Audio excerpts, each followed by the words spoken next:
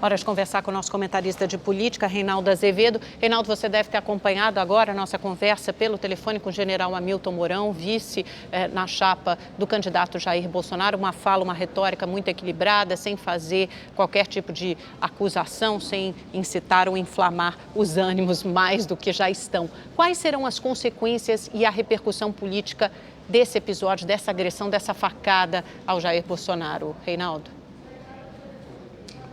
Vamos lá, boa noite Amanda, boa noite Boris. Sim, uma fala equilibrada do general Hamilton Mourão, ainda bem que contrasta com uma fala absolutamente irresponsável do Gustavo Bebiano, que é o presidente interino do PSL, que disse o seguinte, aspas, agora é guerra. Guerra contra quem? Essa é a pergunta. Vamos lá. Em primeiro lugar, precisamos deixar claras algumas coisas aí, né? A vítima é o senhor Jair Bolsonaro. Ele é a vítima. O agressor é o Adélio Bispo de Oliveira. É isso que se sabe até agora. Eu lamento e lamento profundamente, Amanda, o clima que tomou conta do que eu chamo esgotosfera nas redes sociais. Então, as esquerdas decidiram que, na verdade, isso foi uma tramóia elaborada pelo próprio Jair Bolsonaro para depois aparecer como herói. Obviamente, isso está sendo desmentido pelos fatos, mas, ainda que fosse apenas um ferimento superficial, como se disse inicialmente, como afirmar isso? Com base em quê? Não faz sentido, até porque, no meio daquela confusão, alguém que fosse simular um atentado precisaria ter uma precisão milimétrica, porque qualquer erro, qualquer tropeção poderia ser fatal. É claro que naquele ambiente não se consegue fabricar um atentado. Basta ver ali o meio em que as coisas aconteceram, não é? Então, é preciso parar com isso, sem ter base nenhuma para fazer essa afirmação. E no outro extremo, claro, foram atrás das páginas do Adélio Bispo de Oliveira e ele seria simpatizante de esquerdistas, teria votado na esquerda, não sei o que, seria vinculado esse ou aquele partido. Ainda que seja, isso torna o eventual partido ao qual ele poderia ser filiado ou pelo qual ele teria simpatia, isso torna esse partido responsável pelo ataque, né? Ataque que, a meu juízo, deve ser chamado de ataque, não de atentado. Isso é uma avaliação minha. Porque o atentado tem uma conotação claramente política. Um ataque a um político não significa que seja um atentado. Porque o atentado tem que estar vinculado a um grupo. O atentado tem que estar vinculado a um propósito político. Eu estou aqui, não sei se a Rede TV já teve acesso, que eu estou entrando agora para falar com vocês, mas estou aqui com um trecho, né, do depoimento dele.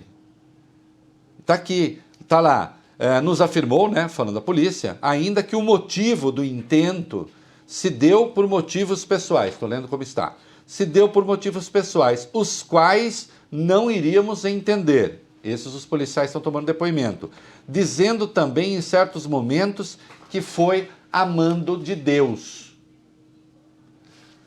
Parece-me que a pessoa em questão, enfim, eu não vou julgar pela aparência, mas não há indícios de que seja alguém organizado, de que seja alguém, inclusive, no pleno domínio da sua razão.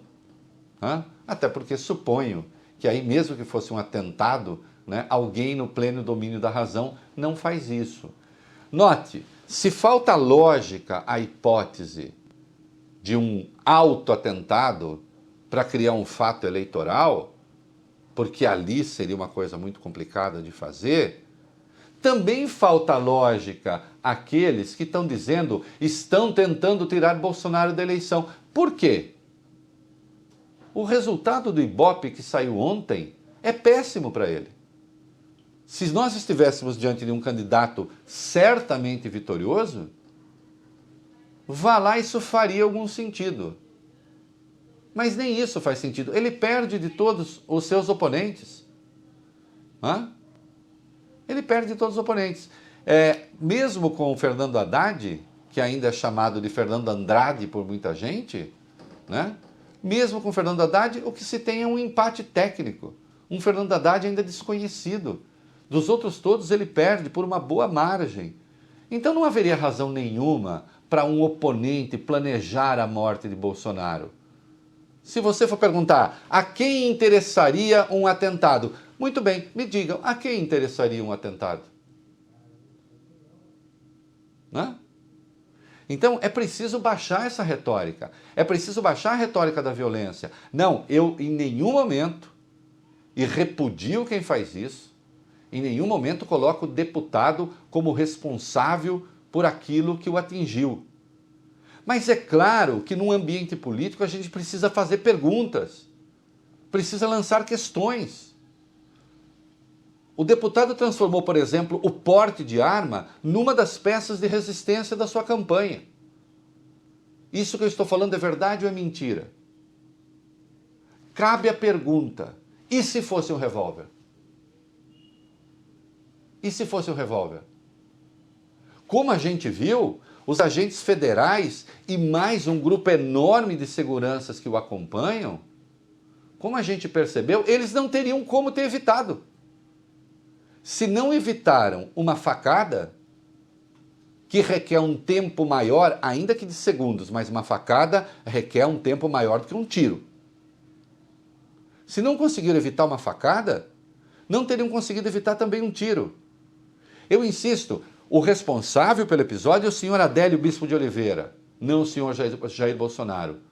Por mais que ele diga coisas e que eu discorde, evidentemente ele não é o responsável por aquilo que aconteceu a ele é a vítima. Agora, nós estamos sim num ambiente político. É preciso que se tome cuidado com a retórica e também com as posturas. A Polícia Federal tem de saber, os agentes que estão com ele têm de responder. Um candidato não pode ir para o meio da multidão assim. Não pode. Evidentemente, claro que na hora manda o candidato.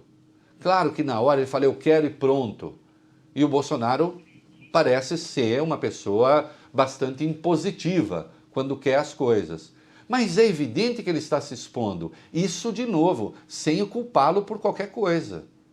Que fique muito claro o raciocínio aqui. Se eu disser que na rua tal, escura, entre tal hora e tal hora, costuma acontecer muitos assaltos, e se uma pessoa andar ali, escolher andar ali, o culpado pelo assalto continua a ser o assaltante.